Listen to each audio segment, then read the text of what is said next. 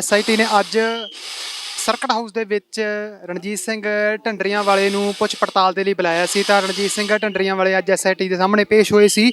ਤਾਂ SIT ਦੀ team ਇੱਥੋਂ ਨਿਕਲ ਚੁੱਕੀ ਆ। ਪੁੱਛ ਪੜਤਾਲ ਹੈ ਜਿਹੜੀ ਉਹ ਖਤਮ ਹੋ ਚੁੱਕੀ ਹੈ। ਕੀ ਕੁਝ ਹੋਇਆ, ਕੀ ਕੁਝ ਪੁੱਛ ਪੜਤਾਲ ਕੀਤੀ ਗਈ, ਕੀ ਸਵਾਲ ਰੱਖੇ ਗਏ, ਇਹ ਗੱਲਾਂ ਦਾ ਹਜੇ ਸਾਫ਼ ਹੋਣਾ ਬਾਕੀ ਹੈ। ਪਰ ਅੱਜ ਵੱਡੀ ਅਪਡੇਟ ਇਹ ਹੈ ਕਿ ਰਣਜੀਤ ਸਿੰਘ ਢੰਡਰੀਆਂ ਵਾਲੇ ਨੂੰ SIT ਦੇ ਸਾਹਮਣੇ ਜਾਂ ਪੁੱਛ ਪੜਤਾਲ ਦੇ ਲਈ ਸਰਕਟ ਹਾਊਸ ਸੱਦਿਆ ਗਿਆ ਸੀ। ਤਸਵੀਰਾਂ ਦੇਖ ਸਕਦੇ ਹੋ ਕਿ ਪੁੱਛ ਪੜਤਾਲ ਹੈ ਜਿਹੜੀ ਉਹ ਖਤਮ ਹੋ ਚੁੱਕੀ ਹੈ ਤੇ ਰਣਜੀਤ ਸਿੰਘ ਢੰਡਰੀਆਂ ਵਾਲੇ ਬਾਹਰ ਆ ਰਹੇ ਨੇ।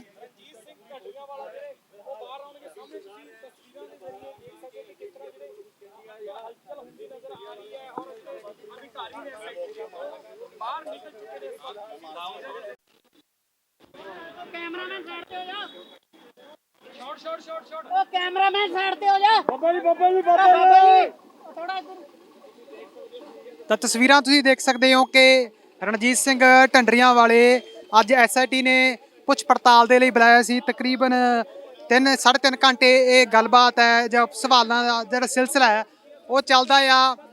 ਕੋਟਕਪੁਰਾ ਗੋਲੀकांड ਮਾਮਲੇ ਦੇ ਵਿੱਚ ਪੁੱਛ ਪੜਤਾਲ ਕੀਤੀ ਗਈ ਸੀ। ਅੱਜ ਤੋਂ 6 ਸਾਲ ਪਹਿਲਾਂ ਗੁਰੂ ਗ੍ਰੰਥ ਸਾਹਿਬ ਦੀ ਬੇਅਦਬੀਆਂ ਹੁੰਦੀਆਂ ਨੇ। ਉਸ ਤੋਂ ਬਾਅਦ ਧਰਨੇ ਲੱਗਦੇ ਨੇ ਅਤੇ ਉਹਨਾਂ ਧਰਨਿਆਂ ਨੂੰ ਜਬਰੀ ਤੌਰ ਤੇ ਚੁਕਾਉਣ ਦੇ ਲਈ ਪੁਲਿਸ ਵੱਲੋਂ ਇੱਕ ਅਜਿਹੇ ਢੰਗ ਵਰਤੇ ਜਾਂਦੇ ਨੇ। ਸ਼ਾਂਤਮਈ ਬੈਠੇ ਸਿੱਖਾਂ ਦੇ ਉੱਤੇ ਲਾਠੀਆਂ ਵਰਸਾਈਆਂ ਜਾਂਦੀਆਂ ਨੇ, ਗੋਲੀਆਂ ਚੱਲਦੀਆਂ ਨੇ, ਪੁਲਿਸ ਅਣਪਛਾਤੀ ਹੋ ਜਾਂਦੀ ਹੈ। 6 ਸਾਲ ਤੋਂ ਮਾਮਲਾ ਲਟਕ ਰਿਹਾ ਹੈ। ਹਜੇ ਤੱਕ ਇੱਕ ਪਹਿਲਾਂ SIT ਬਣਦੀ ਹੈ, ਕੁੰਵਰ ਵਿਜੇ ਪ੍ਰਤਾਪ ਹੋਰਾਂ ਜੀ ਵਾਲੀ SIT ਬਣਦੀ ਹੈ, ਤਾਂ ਉਸ ਦੇ ਵਿੱਚ ਕੋਈ ਨਿਰਣਾਇਕ ਫੈਸਲੇ ਸਾਹਮਣੇ ਨਹੀਂ ਆਉਂਦੇ। ਉਸ ਤੋਂ ਬਾਅਦ ਇੱਕ ਨਵੀਂ SIT ਬਣਾਈ ਜਾਂਦੀ ਹੈ ਜਿਸ ਨੇ ਅੱਜ ਭਾਈ ਰਣਜੀਤ ਸਿੰਘ ਢੰਡਰੀਆਂ ਵਾਲਿਆਂ ਤੋਂ ਸਵਾਲ ਜਵਾਬ ਕੀਤੇ ਨੇ।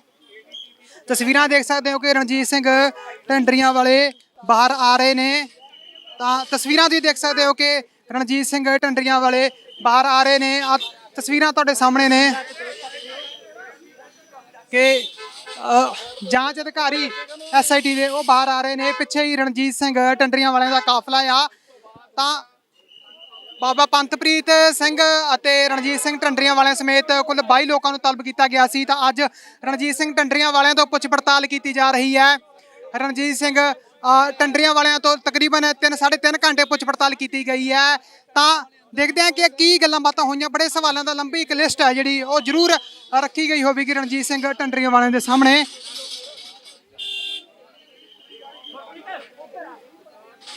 ਰਣਜੀਤ ਸਿੰਘ ਢੰਡਰੀਆਂ ਵਾਲੇ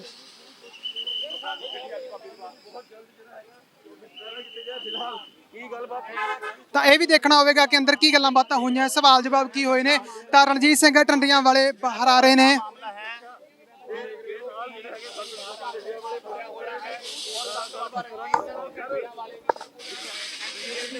ਤਾਂ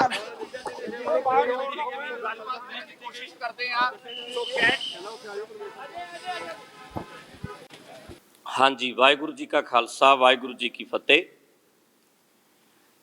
ਆਪਾਂ ਸਦਾ ਹੀ ਇਹ ਸੋਚਦੇ ਹਾਂ ਕਿ ਫਰੀडम ਆਫ ਬਿਲੀਵ ਹੈ ਤੇ ਫਰੀडम ਆਫ ਸਪੀਚ ਹੈ।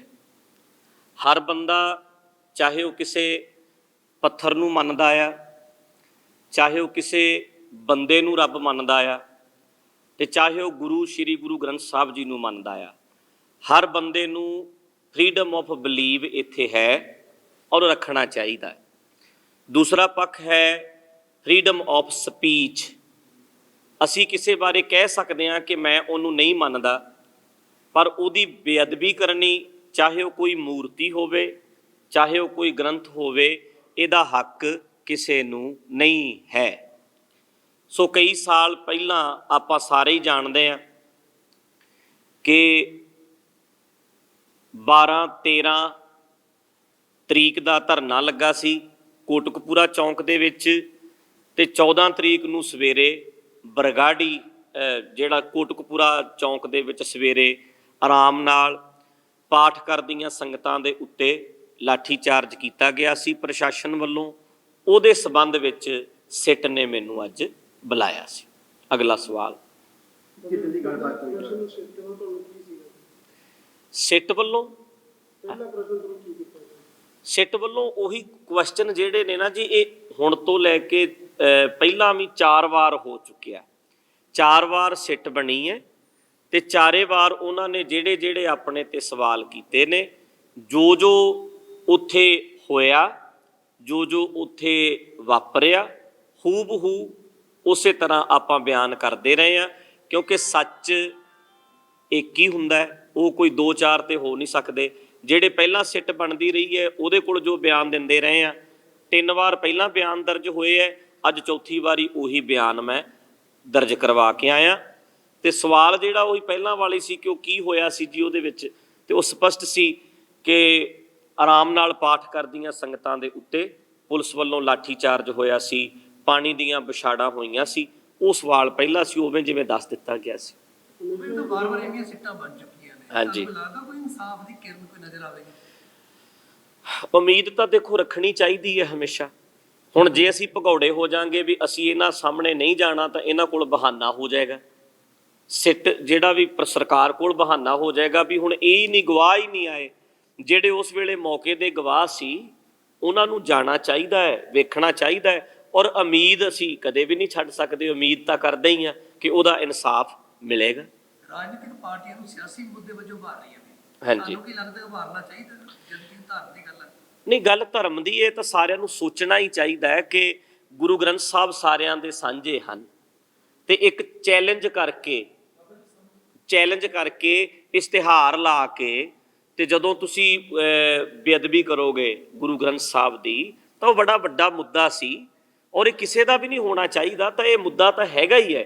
ਉਸ ਵੇਲੇ ਦੇ ਪ੍ਰਸ਼ਾਸਨ ਨੂੰ ਚਾਹੀਦਾ ਸੀ ਕਿ ਨਾਲੇ ਉਸ ਵੇਲੇ ਤਾਂ ਜਿਹਨੂੰ ਅਸੀਂ ਆਪਣੀ ਸਰਕਾਰ ਕਹਿੰਦੇ ਹਾਂ, ਸਿੱਖਾਂ ਦੀ ਸਰਕਾਰ ਸੀ, ਉਸ ਵੇਲੇ ਤਾਂ ਚਾਹੀਦਾ ਸੀ ਇਹਨਾਂ ਨੂੰ ਕਿ ਗੁਰੂ ਗ੍ਰੰਥ ਸਾਹਿਬ ਜੀ ਦਾ ਜਿਹੜਾ ਇਨਸਾਫ ਹੈ, ਜੋ ਬੇਅਦਬੀ ਉੱਥੇ ਹੋਈ ਸੀ, ਉਹਦਾ ਇਨਸਾਫ ਸਹੀ ਤਰੀਕੇ ਨਾਲ ਦਿੱਤਾ ਜਾਣਾ ਚਾਹੀਦਾ ਸੀ। ਉਹਦਾ ਮਾਸਟਰ ਮਾਈਂਡ ਲੱਭਣ ਦੀ ਬਜਾਏ ਕਿ ਜਿਨ੍ਹਾਂ ਨੇ ਗੁਰੂ ਗ੍ਰੰਥ ਸਾਹਿਬ ਦੀ ਬੇਅਦਬੀ ਕੀਤੀ ਹੈ, ਮਾਸਟਰ ਮਾਈਂਡ ਲੱਭਣ ਦੀ ਬਜਾਏ ਰੋਸ ਧਰਨੇ ਵਿੱਚ ਬੈਠੀਆਂ ਸੰਗਤਾਂ ਉੱਤੇ ਲਾਠੀ ਚਾਰਜ ਕਰ ਦਿੱਤਾ ਗਿਆ, ਜੋ ਕਿ ਬੜਾ ਗਲਤ ਸੀ। ਭਾਈ ਹੋਰ ਵੀ ਬੇਅਦਬੀ ਦੀਆਂ ਘਟਨਾਵਾਂ ਵਾਪਰੀਆਂ ਲਗਾਤਾਰ ਜਾਰੀ ਹੈ, ਤੁਹਾਨੂੰ ਕੀ ਲੱਗਦਾ ਕੋਈ ਏਜੰਸੀਆਂ ਦੇ ਕੰਮ ਨੇ ਕਿਸੇ ਦੇ? ਉਹ ਤਾਂ ਹੁਣ ਇਹਨਾਂ ਨੇ ਘੋਖ ਕਰਨੀ ਹੈ ਜੀ ਕਿ ਕੌਣ ਕਰਵਾ ਰਿਹਾ, ਇਹਦੇ ਪਿੱਛੇ ਕੌਣ ਹੋ ਸਕਦਾ। ਉਹ ਤਾਂ ਚਾਹੀਦਾ ਇਹਨਾਂ ਨੂੰ, ਏਜੰਸੀਆਂ ਹੀ ਹੋ ਸਕਦੀਆਂ ਨੇ ਜਾਂ ਕੋਈ ਕੁਝ ਵੀ ਹੋ ਸਕਦਾ। ਮਤਲਬ ਅਸੀਂ ਨਹੀਂ ਕਹਿ ਸਕਦੇ ਵੀ ਕੌਣ ਹੈ, ਪਰ ਇਹ ਤਾਂ ਸਰਕਾਰ ਨੂੰ ਲੱਭਣਾ ਚਾਹੀਦਾ ਸੀ। ਹਾਂਜੀ।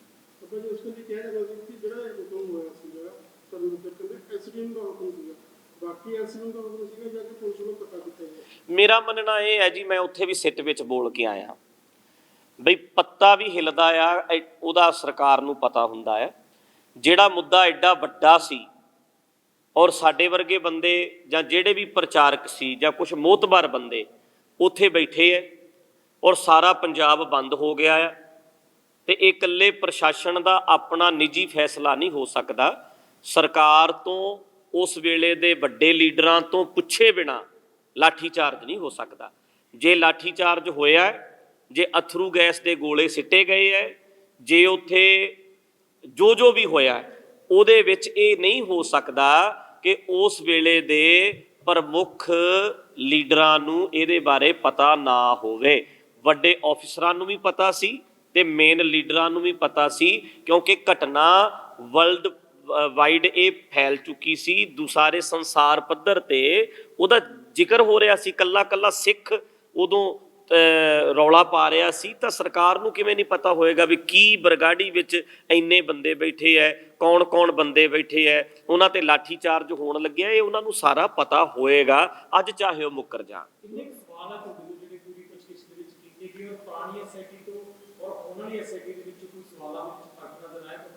ਨਹੀਂ, ਸਵਾਲ ਤਾਂ ਇੱਕੋ ਜਿਹੇ ਹੀ ਹੈ ਸਾਰਿਆਂ ਦੇ ਵੀ ਕੀ ਤੁਸੀਂ ਉੱਥੇ ਜੋ ਹੋਇਆ ਤੁਸੀਂ ਸਾਨੂੰ ਬਿਆਨ ਕਰ ਦਿਓ। ਜੋ ਸਾਡੀਆਂ ਸਟੇਟਮੈਂਟਾਂ ਨੇ ਪਹਿਲਾਂ ਵੀ ਉਹੀ ਸੀ ਤੇ ਅੱਜ ਵੀ ਉਹੀ ਨੇ। ਜੋ ਅਸੀਂ ਉਸ ਵੇਲੇ ਹੋਇਆ ਸੀ ਉਹ ਸੱਚ ਆਪਣਾ ਬਿਆਨ ਕਰ ਦਿੱਤਾ, ਪਹਿਲਾਂ ਵੀ ਕਰਦੇ ਰਹੇ ਹਾਂ, ਇਸ ਵਾਰੀ ਵੀ ਕਰਕੇ ਆਏ ਹਾਂ। ਹਾਂਜੀ।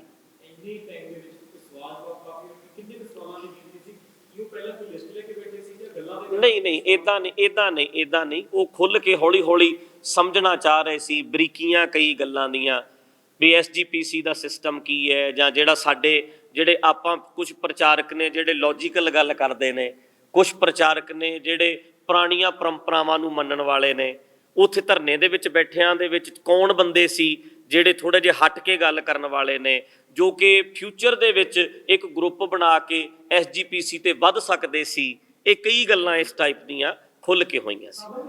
ਕਿਹਾ ਜਾਂਦਾ ਕਿ ਗਰਮ ਦਲੀਏ, ਕੁਛ ਕਿਹਾ ਜਾਂਦਾ ਕਿ ਨਰਮ ਦਲੀਏ, ਤਾਂ ਕੁਛ ਉਸ ਤਰ੍ਹਾਂ ਦੀ ਗੱਲਬਾਤ ਹੋਈ ਕਿ ਕਿਹੜੇ ਗਰਮ ਦਲ ਦੇ ਤੁਹਾਨੂੰ ਲੱਗ ਰਹੀ ਸੀ? ਨਹੀਂ, ਇਦਾਂ ਦੀ ਗੱਲ ਉਹਨਾਂ ਨੇ ਨਹੀਂ ਕੀਤੀ, ਇਦਾਂ ਦੀ ਨਹੀਂ ਕੀਤੀ।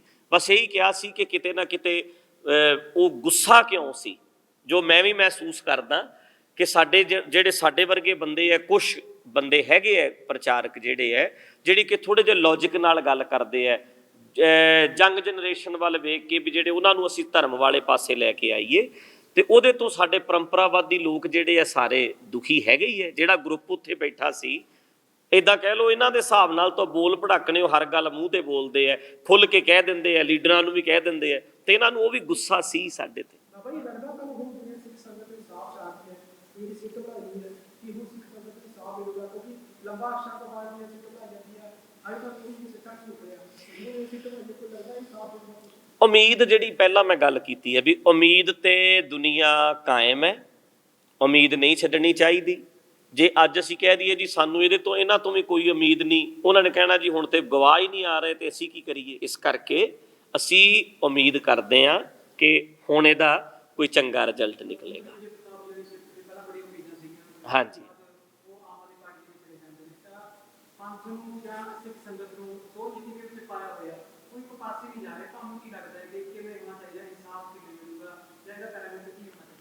ਨਹੀਂ ਪੈਰਾਮੀਟਰ ਤਾਂ ਦੇਖੋ, ਮੈਂ ਤੁਹਾਨੂੰ ਪਹਿਲਾਂ ਹੀ ਕਹਿ ਕੇ ਹਟਿਆ ਵੀਰ ਜੀ ਕਿ ਚਾਹੇ ਕੋਈ ਪੱਥਰ ਤੇ ਵੀ ਸ਼ਰਧਾ ਬਣਾ ਕੇ ਬੈਠਾ ਨਾ, ਬਲੀਵ ਹੈ, 1000 ਬੰਦਾ ਆ ਟੇਬਲ ਨੂੰ ਮੱਥਾ ਟੇਕਦਾ ਹੈ, ਤੇ ਮੈਨੂੰ ਨਹੀਂ ਚਾਹੀਦਾ ਕਿ ਮੈਂ ਇਸ ਟੇਬਲ ਨੂੰ ਲੱਤ ਮਾਰਾਂ, ਮੈਂ ਇਹਦੀ ਬੇਅਦਬੀ ਕਰਾਂ, ਕਿਉਂਕਿ ਉਹ ਸਤਿਕਾਰ ਕਰਦਾ ਹੈ।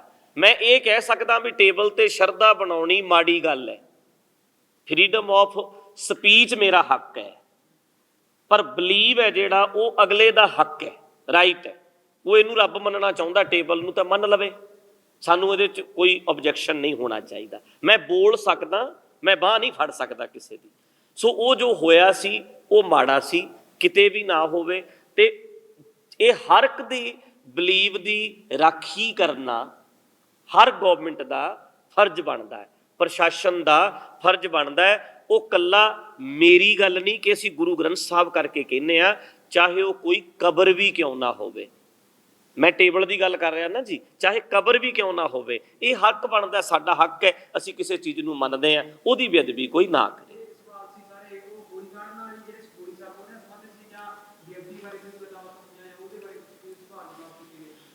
ਨਹੀਂ, ਜਿਹੜਾ ਮਸਲਾ ਇਹ ਸਿੱਟ ਦਾ ਹੈਗਾ, ਇਹ ਕੋਟਕਪੂਰਾ ਜਿਹੜਾ ਗੋਲੀ ਕਾਂਡ ਹੋਇਆ ਉਹਦੇ ਬਾਰੇ ਸੀ। ਹਾਂਜੀ, ਬੈਕਗ੍ਰਾਉਂਡ ਜਾਣਨ ਦੀ ਕੋਸ਼ਿਸ਼ ਕੀਤੀ ਗਈ, ਕਿਉਂਕਿ ਜੀ ਗੋਲੀ ਕਾਂਡ ਤੋਂ ਇੱਕ ਘਟਨਾ ਹੈ, ਪਰ ਉਸ ਤੋਂ ਪਹਿਲਾਂ ਜਿਹੜੀਆਂ ਲੜੀਵਾਰ, ਜਿਸ ਤਰ੍ਹਾਂ ਤੁਸੀਂ ਜ਼ਿਕਰ ਕੀਤਾ ਕਿ ਜਦੋਂ ਪੋਸਟਰ ਲਗਾਏ ਗਏ ਕੰਨਾਂ ਤੇ, ਬੇਅਦਬੀ ਹੁੰਦੀ ਹੈ, ਪੋਸਟਰ ਲਗਾਏ ਜਾਂਦੇ ਨੇ, ਧਰਨੇ ਲੱਗਦੇ ਨੇ, ਉਸ ਤੋਂ ਬਾਅਦ ਐਟ ਦੀ ਐਂਡ ਅਸੀਂ ਕਹਿ ਸਕਦੇ ਹਾਂ ਕਿ ਗੋਲੀ ਕਾਂਡ ਦਾ ਜ਼ਿਕਰ ਹੁੰਦਾ। ਤਾਂ ਜਿਹੜੀ ਬੈਕਗ੍ਰਾਉਂਡ ਤਿਆਰ ਹੁੰਦੀ ਹੈ, ਉਸ ਦੇ ਬਾਰੇ ਕੋਈ ਜ਼ਿਕਰ ਅੱਜ ਤੁਹਾਡੇ ਕੋਲ ਕੀਤਾ ਗਿਆ? ਨਹੀਂ, ਉਹਨਾਂ ਨੇ ਇਹੀ ਪੁੱਛਿਆ ਸੀ ਵੀ ਤੁਸੀਂ ਇਹ ਮਸਲਾ ਹੀ ਐਡਾ ਵੱਡਾ ਕਿਉਂ ਹੋਇਆ। ਮਸਲੇ ਤਾਂ ਪਹਿਲਾਂ ਵੀ ਸੀ, ਪਰ ਮੈਂ ਉਹਨਾਂ ਇਹੀ ਕਹਿਣਾ ਚਾਹੁੰਦਾ ਸੀ ਵੀ ਬੇਅਦਬੀਆਂ ਤਾਂ ਬਹੁਤ ਥਾਵਾਂ ਤੇ ਹੁੰਦੀਆਂ ਨੇ, ਅੱਜ ਵੀ ਹੋ ਰਹੀਆਂ ਨੇ, ਪਰ ਉਸ ਵੇਲੇ ਬਕਾਇਦਾ ਇਸ਼ਤਿਹਾਰ ਲਾ ਕੇ, ਪੋਸਟਰ ਛਾਪ ਕੇ, ਚੈਲੰਜ ਕਰਕੇ ਉਹ ਸਾਰਾ ਕੁਝ ਕੀਤਾ ਸੀ। ਜਦੋਂ ਇਸ਼ਤਿਹਾਰ ਲਾ ਦਿੱਤੇ ਗਏ ਸੀ ਤਾਂ ਪ੍ਰਸ਼ਾਸਨ ਨੂੰ ਹਰਕਤ ਵਿੱਚ ਆ ਕੇ ਉਸੇ ਵੇਲੇ ਐਕਸ਼ਨ ਲੈਣਾ ਚਾਹੀਦਾ ਸੀ। ਐਕਸ਼ਨ ਨਹੀਂ ਲਿਆ, ਉਹਨਾਂ ਨੇ ਫਿਰ ਪੱਤਰੇ ਜਿਹੜੇ ਸੀ ਜਗ੍ਹਾ ਜਗ੍ਹਾ ਗੁਰੂ ਗ੍ਰੰਥ ਸਾਹਿਬ ਦੇ ਖਿਲਾਰ ਦਿੱਤੇ, ਤੇ ਉਹਦੇ ਉੱਤੇ ਉਹਦੇ ਰੋਸ ਵਜੋਂ ਸਾਰਾ ਧਰਨਾ ਲੱਗਾ ਸੀ। ਹਾਂਜੀ, ਪੱਤਰੇ ਖਿਲਾਫ ਦੀ ਤੁਸੀਂ ਗੱਲ ਕਰਦੇ, ਪੋਸਟਰ ਦੀ ਗੱਲ ਕਰਦੇ, ਤਾਂ ਖਾਸ ਤਬਕੇ ਦੇ ਨਾਲ ਜੁੜੇ ਹੋਏ ਲੋਕਾਂ ਦਾ ਜ਼ਿਕਰ ਵਾਰ-ਵਾਰ ਆਉਂਦਾ ਹੈ। ਕੀ ਲੱਗਦਾ ਕਿ ਉਹਨਾਂ ਦਾ ਵੀ ਇਸ ਚੀਜ਼ ਦੇ ਨਾਲ ਲਿੰਕ ਜੁੜਦਾ ਹੈਗਾ, ਬੇਅਦਬੀ ਦੀ ਘਟਨਾਵਾਂ ਤੋਂ ਲੈ ਕੇ ਗੋਲੀ ਕਾਂਡ ਤੱਕ ਦਾ ਜ਼ਿਕਰ ਕਰਦੇ? ਹਾਂ, ਉਹ ਤਾਂ ਫਿਰ ਜੇ ਉਹ ਤਾਂ ਸਾਹਮਣੇ ਆਊਗਾ ਹੀ ਜੀ। ਉਹ ਤਾਂ ਜਿੱਦਾਂ ਪਹਿਲਾਂ ਅੱਜ ਤੱਕ ਦੱਸਿਆ ਜਾਂਦਾ ਰਿਹਾ ਹੈ ਕਿ ਸਰਸੇ ਵਾਲਿਆਂ ਦੇ ਜਿਹੜੇ ਪ੍ਰੇਮੀ ਸੀ, ਔਰ ਉਹਨਾਂ ਦਾ ਇਹਦੇ ਵਿੱਚ ਰੋਲ ਹੈਗਾ ਆ, ਉਹ ਤਾਂ ਪਤਾ ਲੱਗ ਜਾਣਾ ਆਉਣ ਵਾਲੇ ਸਮੇਂ ਵਿੱਚ। ਪੰਜਾਬ ਸਰਕਾਰ ਨੇ 2022 ਨੂੰ ਲੈ ਕੇ ਜਿਹੜਾ ਆਪਣੇ ਜਿਹੜੇ ਸਟੱਡੀ ਤਿਆਰ ਕੀਤੀ ਹੈ, ਉਹ 2022 ਦੇ ਯੂਜ਼ ਕਰ ਲਈ। ਕੀ ਸਮਝਦੇ? ਹਾਂ, ਕੁਛ ਵੀ ਉਹ ਤਾਂ ਸੋਚਿਆ ਜਾ ਸਕਦਾ ਜੀ। ਉਹ ਤਾਂ ਇੱਕ ਦੂਜੇ ਦੇ ਉੱਤੇ ਰਾਜਨੀਤਿਕ ਪਾਰਟੀਆਂ ਨੂੰ ਕਹਿਣਾ ਹੀ ਹੁੰਦਾ, ਉਹਨਾਂ ਨੇ ਸਾਰੇ ਕਹਿ ਰਹੇ ਆ। ਹਾਂਜੀ, 2017 ਦੇ ਇਲੈਕਸ਼ਨ ਦੇ ਵਿੱਚ ਇਹ ਮੁੱਦਾ ਕਾਫੀ ਭਾਰੀ ਰਹੇਗਾ, ਚਾਹੇ ਅਸੀਂ ਗ੍ਰੰਥੀ ਗੱਲ ਕਰ ਲਈ, ਦੂਸਰਾ ਬੇਅਦਬੀ ਨੂੰ ਗੋਲੀ ਕਾਂਡ ਦਾ। 2022 ਦੇ ਇਲੈਕਸ਼ਨ ਆ ਗਏ, ਕੈਪਟਨ ਅਮਰਿੰਦਰ ਸਿੰਘ ਕਹਿ ਰਿਹਾ ਕਿ 4 ਹਫ਼ਤਿਆਂ 'ਚ ਇਨਸਾਫ ਦਿਵਾਵਾਂਗੇ। 22 ਤੋਂ 6 ਮਹੀਨੇ ਪਹਿਲਾਂ ਕਿ ਫਿਰ ਉਹੀ ਤਰ੍ਹਾਂ ਉਸੇ ਤਰ੍ਹਾਂ ਮੁੱਦੇ ਨੂੰ ਇੱਕ ਵਾਰ ਫਿਰ ਉਛਾਲਿਆ ਜਾ ਰਿਹਾ ਹੈ। ਕੀ ਲੱਗਦਾ ਕਿ ਸਰਕਾਰਾਂ ਵੱਲੋਂ ਵੀ ਇੱਕ ਤਰੀਕੇ ਦੇ ਨਾਲ ਇਲੈਕਸ਼ਨ ਦੇ ਤੌਰ ਤੇ ਇਸ ਏਜੰਡੇ ਨੂੰ ਵਰਤਿਆ ਜਾ ਰਿਹਾ? ਨਹੀਂ, ਸਾਰੇ ਏਜੰਡੇ ਇਹਨਾਂ ਨੇ ਵਰਤਨੇ ਹੁੰਦੇ ਆ, ਪਰ ਇਹਨਾਂ ਨੂੰ ਗੁਰੂ ਗ੍ਰੰਥ ਸਾਹਿਬ ਵਾਲਾ ਜਿਹੜਾ ਏਜੰਡਾ ਆ ਇਹਨੂੰ ਨਹੀਂ ਵਰਤਣਾ ਚਾਹੀਦਾ। ਜੇ ਇਹਨਾਂ ਨੇ ਕਸਮਾਂ ਖਾਧੀਆਂ ਨੇ ਜਾਂ ਜੇ ਇਹਨਾਂ ਨੇ ਕਿਹਾ ਸੀ ਕਿ ਅਸੀਂ ਬਰਗਾੜੀ ਦਾ ਇਨਸਾਫ ਦਿਵਾਵਾਂਗੇ ਤਾਂ ਉਹ ਦੇਣਾ ਚਾਹੀਦਾ ਹੈ।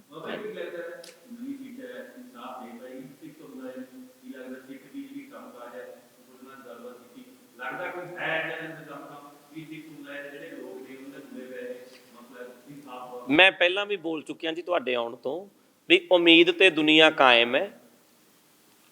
ਪਹਿਲਾਂ 3 ਵਾਰ ਅੱਗੇ ਬਿਆਨ ਦੇ ਕੇ ਆਏ ਆ, 3 ਵਾਰ ਸਿੱਟ ਬਣੀ ਹੈ, ਹੁਣ ਚੌਥੀ ਵਾਰ ਬਣੀ ਹੈ, ਤੇ ਇਸ ਕਰਕੇ ਅਸੀਂ ਤਾਂ ਉਮੀਦ ਹੀ ਕਰ ਸਕਦੇ ਹਾਂ। ਹੁਣ ਜੇ ਇਹ ਨਹੀਂ ਕਹਿ ਸਕਦੇ ਵੀ ਸਾਨੂੰ ਉਮੀਦ ਕੋਈ ਨਹੀਂ, ਅਸੀਂ ਇਹਨਾਂ ਸਾਹਮਣੇ ਜਾਣਾ ਨਹੀਂ, ਜੇ ਅਸੀਂ ਇਹ ਕਵਾਂਗੇ ਤਾਂ ਫਿਰ ਤਾਂ ਉਹਨਾਂ ਕੋਲ ਖੁੱਲ੍ਹਾ ਸੌਖਾ ਹੋ ਗਿਆ ਉਹਨਾਂ ਲਈ ਵੀ ਗਵਾਹ ਹੀ ਨਹੀਂ ਆਏ, ਅਸੀਂ ਕੀ ਕਰੀਏ, ਸਿੱਟ ਅੱਗੇ ਤੋਂ ਬਣੇਗੀ ਹੀ ਨਹੀਂ। ਅਸੀਂ ਆਪਣੀ ਜੋ ਸੱਚ ਉੱਥੇ ਹੋਇਆ, ਜੋ ਵੇਖਿਆ, ਉਹ ਜਾ ਕੇ ਇਹਨਾਂ ਦੇ ਸਾਹਮਣੇ ਰੱਖ ਦਿੰਦੇ ਆ। ਸਾਰੀ ਦੁਨੀਆ ਵੀ ਵੇਖ ਰਹੀ ਹੈ ਵੀ ਸਿੱਟ ਵੀ ਬਣੀ ਸੀ, ਗਵਾਹ ਭੁਗਤੇ ਸੀ, ਫਿਰ ਸਿੱਟ ਬਣੀ ਸੀ, ਫਿਰ ਗਵਾਹ ਭੁਗਤੇ ਸੀ, ਫਿਰ ਸਿੱਟ ਬਣੀ ਸੀ, ਫਿਰ ਗਵਾਹ ਭੁਗਤੇ ਸੀ, ਹੁਣ ਫਿਰ ਸਿੱਟ ਬਣੀ ਹੈ, ਹੁਣ ਫਿਰ ਗਵਾਹ ਭੁਗਤ ਰਹੇ ਹੈ।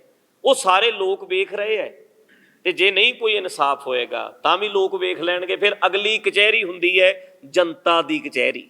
ਡੈਮੋਕ੍ਰੇਸੀ ਵਿੱਚ ਇੱਕ ਜੱਜ ਹੈ, ਇੱਕ ਉਹ ਕਚਹਿਰੀ ਲੱਗਦੀ ਹੈ, ਫਿਰ ਜਨਤਾ ਦੀ ਕਚਹਿਰੀ ਲੱਗਦੀ ਹੈ। ਬਈ ਡੇਰਾਵਾਦ ਜਿਹੜੀ ਪੰਜਾਬ ਦੀ ਰਾਜਨੀਤੀ ਨੂੰ ਦਰਜ ਨਹੀਂ, ਡੇਰਾਵਾਦ ਨਾਲ ਜੋੜਿਆ ਜਾਂਦਾ। ਹਾਂਜੀ। 2022 ਦੀਆਂ ਚੋਣਾਂ ਇੱਕ ਚ ਖੜੀਆਂ ਨੇ। ਹਾਂਜੀ। ਕਿੱਦਾਂ ਦੀ ਅਪੀਲ ਕਰਨਾ ਚਾਹੋਗੇ ਲੋਕਾਂ ਨੂੰ, ਕਿੱਦਾਂ ਦਾ ਲੋਕਤੰਤਰ ਕਿੱਦਾਂ ਦਾ ਹੋਣਾ ਚਾਹੀਦਾ? ਹਾਂ, ਲੋਕਤੰਤਰ ਵਾਸਤੇ ਤਾਂ ਗੱਲ ਕਲੀਅਰ ਹੈ ਜੀ ਕਿ ਅਸੀਂ ਖੁਦ ਸਿਆਣੇ ਹੋਈਏ, ਚਾਹੇ ਉਹ ਕੋਈ ਹੋਵੇ। ਅਸੀਂ ਬੋਤਲਾਂ ਦੇ ਉੱਤੇ ਨਾ ਵਿਕੀਏ, ਆਪਣੇ ਆਪ ਨੂੰ ਨਾ ਵੇਚੀਏ।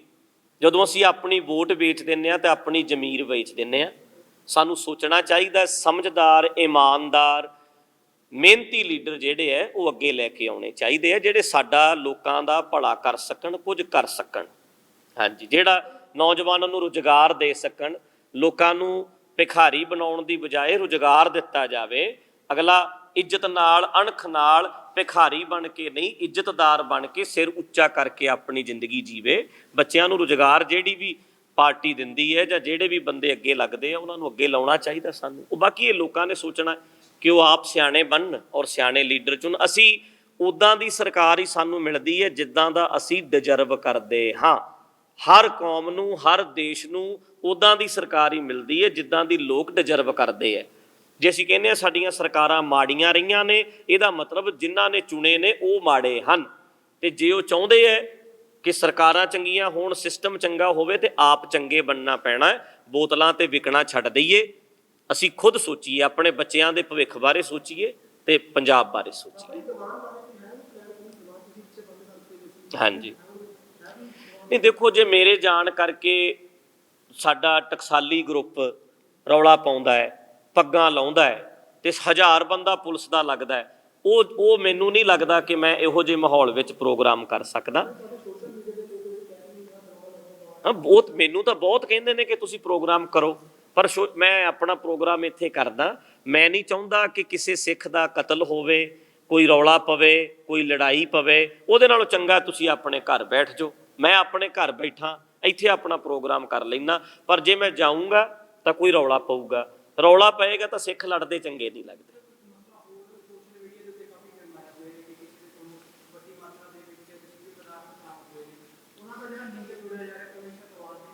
ਹਾਂਜੀ, ਹੁਣ ਇੱਥੇ ਤੁਸੀਂ ਸਾਰੇ ਬੰਦੇ ਆਏ ਹੋਏ ਬੈਠੇ ਹੋ ਮੇਰੇ ਕੋਲ, ਤੁਹਾਡੇ ਵਿੱਚੋਂ ਕੱਲ ਨੂੰ ਕੋਈ ਬਲਾਤਕਾਰ ਦੇ ਵਿੱਚ ਫਸ ਜਾਂਦਾ, ਉਹਦੇ ਵਿੱਚ ਮੈਂ ਦੋਸ਼ੀ ਨਹੀਂ ਨਾ ਹੋ ਜਾਂਦਾ। ਕੋਈ ਵੀ ਵੀਰ ਮੇਰੇ ਨਾਲ ਸਿਕਿਉਰਿਟੀ ਕਰਨ ਆ ਸਕਦਾ ਹੈ, ਸੇਵਾ ਕਰਨ ਵਾਸਤੇ ਆ ਸਕਦਾ ਹੈ। ਉਸ ਤੋਂ ਬਾਅਦ ਉਸ ਬੰਦੇ ਦਾ ਅੱਗੇ ਭਤੀਜਾ ਡੱਗ ਵਿੱਚ ਫਸ ਜਾਂਦਾ ਹੈ, ਤਾਂ ਇਹਦਾ ਮਤਲਬ ਉਹ ਦੋਸ਼ੀ ਨਹੀਂ ਜਾਂ ਫਿਰ ਮੈਂ ਦੋਸ਼ੀ ਨਹੀਂ ਹੋ ਜਾਂਦਾ।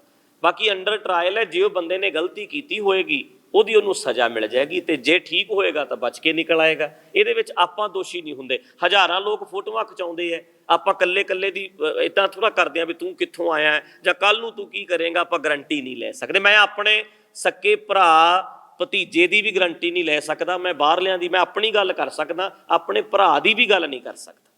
ਇੱਕ ਤੁਸੀਂ ਗੱਲ ਕੀਤੀ ਕਿ ਟਕਸਾਲ ਬਾਰੇ ਗੱਲ ਕੀਤੀ ਜਾਂ ਤੁਹਾਡਾ ਆਪਸੇ ਜਿਹੜਾ ਵਿਵਾਦ ਚੱਲਦਾ ਹੈ, ਕਿ ਦੋਵੇਂ ਤਰ੍ਹਾਂ ਦੇ ਵੱਲੋਂ ਕਿਸੇ ਕੋਸ਼ਿਸ਼ ਨਹੀਂ ਕੀਤੀ ਗਈ ਕਿ ਹਾਂ ਇੱਕ ਬੈਠ ਕੇ ਸਿਰ ਜੋੜ ਕੇ ਬੈਠ ਕੇ ਇਹਨਾਂ ਮਸਲਿਆਂ ਨੂੰ ਸੁਲਝਾਇਆ ਜਾਵੇ ਕਿ ਸਾਡਾ ਆਪਸ ਵਿੱਚ ਰੌਲਾ ਕੀ ਹੈ ਕਿ ਲੋਕ ਦੋ ਚੀਜ਼ਾਂ ਦੇ ਵਿੱਚ ਪੈ ਰਹੇ ਨੇ ਕਿ ਸਹੀ ਕੌਣ ਹੈ, ਤੁਸੀਂ ਸਹੀ ਕਹਿ ਰਹੇ ਹੋ, ਟਕਸਾਲ ਸਹੀ ਕਹਿ ਰਹੀ ਹੈ ਜਾਂ ਅਸੀਂ ਪਰ ਕਤਲ, ਮੇਰੀ ਸੁਣਿਓ ਗੱਲ, ਵਿਚਾਰਾਂ ਦੇ ਮਤਭੇਦ ਲੱਖ ਹੋ ਸਕਦੇ ਨੇ, ਪਰ ਬੰਦਾ ਮਾਰਨਾ ਤਾਂ ਕਦੇ ਵੀ ਸਹੀ ਨਹੀਂ। ਕਿਸੇ ਦਾ ਬੰਦਾ ਮਾਰਨਾ ਤਾਂ ਸਹੀ ਨਹੀਂ। ਸ਼ਬੀਲ ਲਾ ਕੇ ਸ਼ਰੇਆਮ ਬੰਦਾ ਮਾਰਨਾ ਤਾਂ ਗਲਤ ਰਹੂਗਾ ਨਾ ਜੀ। ਤੇ ਆਪਾਂ ਇਦਾਂ ਦਾ ਕੋਈ ਕੰਮ ਕੀਤਾ? ਅੱਜ ਤੱਕ ਨਹੀਂ ਕੀਤਾ। ਸਿੱਖ ਲੜਨਾ ਪੈਣ, ਆਪਾਂ ਸਟੇਜਾਂ ਵੀ ਛੱਡਤੀਆਂ, ਦੀਵਾਨ ਵੀ ਬੰਦ ਕਰਤੇ, ਮੈਂ ਆਪਣੇ ਘਰ ਬਹਿ ਗਿਆ, ਸਭ ਕੁਝ ਛੱਡ ਕੇ ਘਰ ਬੈਠ ਗਿਆ ਨਾ। ਪਰ ਇਸ ਕਰਕੇ ਇਹਨੂੰ ਅਸੀਂ ਬਰਾਬਰ ਦੀ ਲੜਾਈ ਨਹੀਂ ਕਰ ਸਕਦੇ। ਇੱਕ ਹਮਲਾਵਰ ਧਿਰ ਹੈ, ਹਮਲਾ ਕਰਦੀ ਹੈ ਬਾਰ-ਬਾਰ, ਇੱਕ ਪੀੜਤ ਧਿਰ ਹੈ ਜਿਹਦੇ ਨਾਲ ਧੱਕਾ ਕੀਤਾ ਜਾਂਦਾ ਹੈ। ਇੱਕ ਤਾਂ ਅਸੀਂ ਇਹਨੂੰ ਬਰਾਬਰ ਨਹੀਂ ਕਰ ਸਕਦੇ। ਦੂਸਰੀ ਗੱਲ ਇਹ ਹੈ, ਸਮਝੌਤਾ ਹੀ ਸਮਝੌਤਾ। ਮੈਂ ਦੇਖੋ ਸਾਰੇ ਚੈਨਲਾਂ ਤੇ ਬੋਲ ਰਿਹਾ, ਉਸ ਵੇਲੇ ਦੀ ਸਾਰੀ ਸਰਕਾਰ ਮੇਰੇ ਕੋਲ ਆਈ ਸੀ ਜਿਨ੍ਹਾਂ ਨੇ ਕਿਹਾ ਸੀ ਕਿ ਭਾਈ ਸਾਹਿਬ ਚਲੋ ਟਕਸਾਲ ਨਾਲ ਸਮਝੌਤਾ ਕਰ ਲਓ। ਮੇਰੀ ਸਟੇਟਮੈਂਟ ਉਦੋਂ ਵੀ ਇਹ ਸੀ ਤੇ ਅੱਜ ਵੀ ਇਹ ਹੈ। ਉਹਨਾਂ ਨੂੰ ਸਪਸ਼ਟ ਰੂਪ ਵਿੱਚ ਕਹਿਣਾ ਚਾਹੀਦਾ ਹੈ ਕਿ ਸਾਡੇ ਤੋਂ ਬੰਦਾ ਮਾਰਨ ਵਾਲੀ ਗਲਤੀ ਹੋਈ ਸੀ। ਉਹ ਗਲਤੀ ਮੰਨ ਲੈਣਗੇ ਤੇ ਸਮਝੌਤਾ ਹੀ ਸਮਝੌਤਾ। ਹੁਣ ਜੇ ਆਪਾਂ ਕਹੀਏ ਵੀ ਅਗਲੇ ਨੇ ਗਲਤੀ ਵੀ ਨਹੀਂ ਮੰਨਣੀ, ਬੰਦਾ ਵੀ ਮਾਰੂਗਾ ਤੇ ਰਣਜੀਤ ਸਿੰਘ ਜਾ ਕੇ ਸਮਝੌਤਾ ਕਰ ਲਵੇ, ਫਿਰ ਇੰਨਾ ਨੀਵਾਂ ਨਹੀਂ ਹੋਇਆ ਜਾ ਸਕਦਾ। ਹਾਂ, ਉਹ ਕਹਿਣ ਵੀ ਸਾਥੋਂ ਗਲਤੀ ਹੋ ਗਈ, ਆਪਾਂ ਕਹਾਂਗੇ ਆਪਾਂ ਭਰਾ ਠੀਕ ਹੈ, ਤੁਸੀਂ ਗਲਤੀ ਮੰਨੀ।